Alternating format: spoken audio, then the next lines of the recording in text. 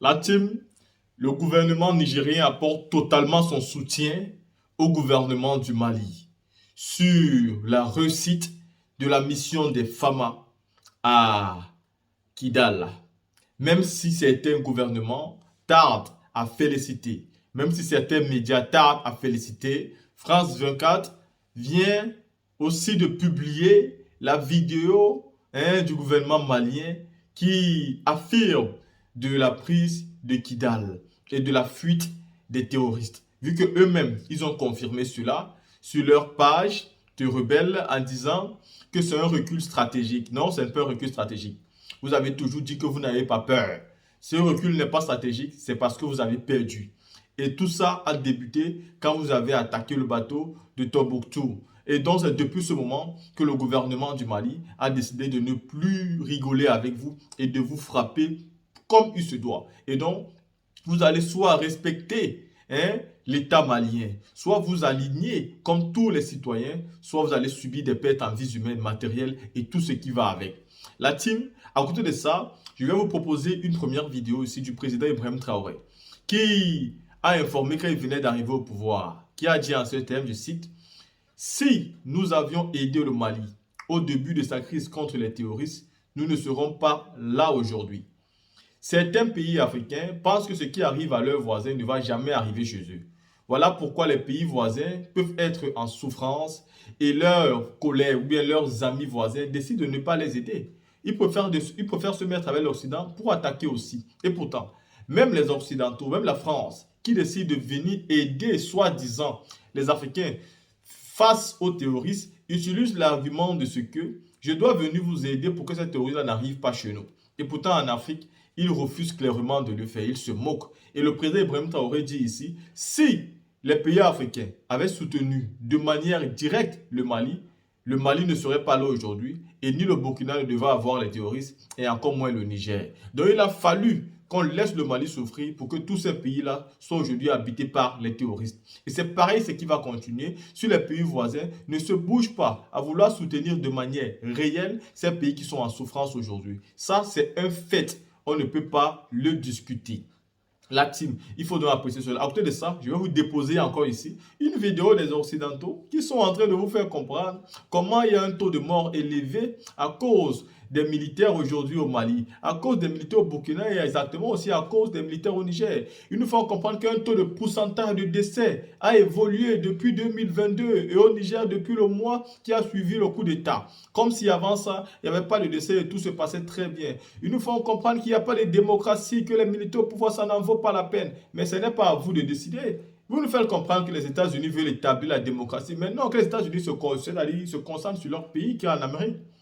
Qu'ils restent sur leur pays, qu'ils s'occupent de leur démocratie, qu'ils fassent ce qu'ils ont envie de faire dans leur pays, mais qu'ils ne viennent pas éduquer les pays africains. Car les pays africains savent très bien ce qu'ils ont envie de faire, ils ne sont plus des enfants, et ils vont faire ce qui les sied, ce qui est bien pour eux. Donc arrêtez tout ce genre de discours. Ben la team, pour ne pas garder cette vidéo tout seul, je vous les propose, écoutons ensemble. Nous, on avait soutenu le Mali depuis les années 2012. Si on avait soutenu le Niger, vous croyez que le terrorisme serait arrivé là? Je ne pense pas. On est resté bras croisés, ça n'arrive qu'aux autres. D'ailleurs, c'est ce que beaucoup d'États autour font aussi. Je crois que ça ne va pas les arriver. Non, on fait des erreurs. D'abord, donc sur ce point seulement, la meilleure manière donc de se défendre, c'est d'aller un peu au-delà. C'est d'ailleurs l'argument que certains États occidentaux avancent, qu'ils viennent ici pour combattre le terrorisme, pour que ça n'arrive pas chez eux. Communiqué. Le Conseil national pour la sauvegarde de la patrie, CNSP, le gouvernement et le peuple nigérien ont appris avec une immense joie la libération de Kidal, le mardi 14 novembre 2023, par les forces armées maliennes, FAMA. Cette ville martyre était restée sous le joug des terroristes et leurs sponsors, responsables de la déstabilisation du Mali ainsi que l'ensemble du Sahel depuis plusieurs années. Le CNSP, le gouvernement et le peuple nigérien tiennent à rendre un vibrant hommage aux FAMA, aux dignes populations de Kidal et à l'ensemble du grand peuple malien qui, par leur sacrifice, leur résilience et leur détermination, ont permis cette libération. Cette grande victoire constitue sans doute un tournant décisif dans le ferme engagement des plus hautes autorités maliennes à libérer totalement leur pays et à œuvrer pour un Mali uni, où les populations vivent en paix et en toute fraternité retrouvée. En ce moment historique, le CNSP, le gouvernement et le peuple nigérien se tiennent résolument aux côtés des autorités et du peuple frère du Mali dans la poursuite des nobles idéaux de sauvegarde de la souveraineté de nos États et de la dignité de nos peuples. Certes, les défis restent encore immenses, mais nous avons foi qu'ensemble, notamment dans le cadre de l'Alliance des États du Sahel, AES, nous réussirons à les relever, Inch'Allah. Fait à Niamey le 15 novembre 2023. Il existe plusieurs facteurs d'instabilité politique au Sahel, a déclaré la secrétaire d'État adjointe aux affaires africaines, Molifi, lors d'un récent témoignage devant le Congrès. Le problème principal est la faiblesse de la gouvernance. Tous les pays où un coup d'État a eu lieu avaient auparavant connu des prises de pouvoir militaires. Nombre de ces gouvernements s'étaient livrés à des pratiques de corruption, n'avaient pas fourni les services de base et avaient ignoré les valeurs démocratiques en prolongeant la durée des mandats ou en bafouant les droits de l'homme. Ces pratiques ont mis à l'épreuve la présomption que la démocratie fonctionne. Les atrocités commises par l'État islamique et la branche d'Al-Qaïda connue sous le nom de Jenim, ainsi que les prédations des groupes armés criminels, ont exercé une pression implacable sur les gouvernements et les civils. Les dirigeants militaires invoquent l'échec supposé de la démocratie pour justifier leurs actions.